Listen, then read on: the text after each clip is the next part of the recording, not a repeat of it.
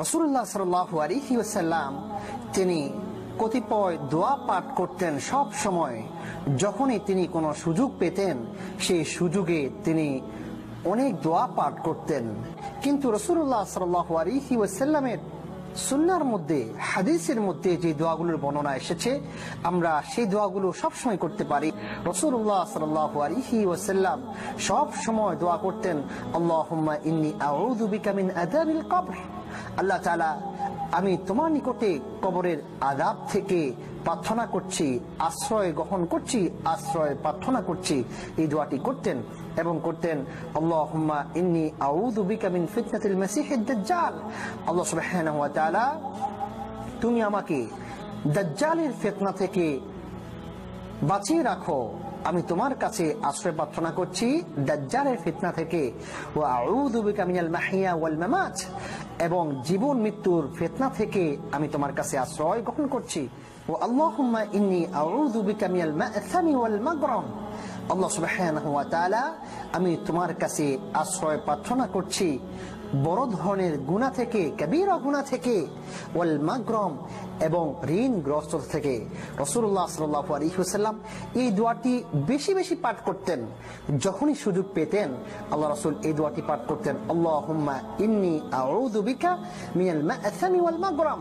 আল্লাহ তাআলা, আমি কবিরা গুনাহ থেকে, বড় ধরনের গুনাহ থেকে এবং ঋণগ্রস্ততা থেকে তোমার কাছে আশ্রয় প্রার্থনা করছি।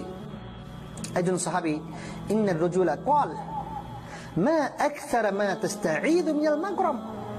হে আল্লাহ রাসূল, আপনি কেন এই দোয়াটি বেশি বেশি পাঠ করেন, যে মাগরাম থেকে আশ্রয় প্রার্থনা করেন কেন আল্লাহ সুবহানাহু ওয়া তাআলার কাছে? এই মাগরামের ব্যাখ্যায় আল্লামা ইবনে হাজার আল আসকালানী রাহিমাহুল্লাহু তাআলা তিনি বলেছেন, আল মাগরাম হচ্ছে মা ইয়ালজামু আদাউহ, যে জিনিসটা আদায় করা অপরিহার্য, মানুষের হক, অর্থাৎ ঋণ আপনাকে আদায় করতেই হবে। আপনি মানুষের কোনো হক গ্রহণ করেছেন, মানুষের কাছ থেকে ঋণ নিয়েছেন, তা আপনাকে পরিশোধ করতেই হবে। রাসূলুল্লাহ সাল্লাল্লাহু আলাইহি ওয়াসাল্লাম করে বলেন, ইন্নার রাজুলা ইযা গরিন হাদাত ফাকাযাব। কারণ যখন মানুষ বেশি ঋণগ্রস্ত হয়ে যায়, যখন তার ঋণের বোঝা বেড়ে যায়, যখন সে মানুষের সাথে কথা বলে, ফাকাযাব, তখন সে মিথ্যা বলে। ওয়া ইযা ওয়াদ ফাআখলাফ, যখন সে ওয়াদা করে সেই ওয়াদা ভঙ্গ করে। এটি আমাদের সমাজে আমরা অনেক বেশি দেখতে পাই।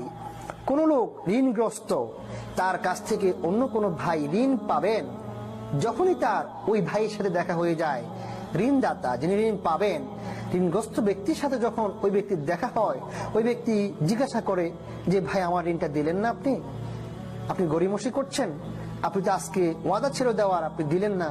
তখন বলে, বিভিন্ন অজুহাত দিয়ে কথা বলে।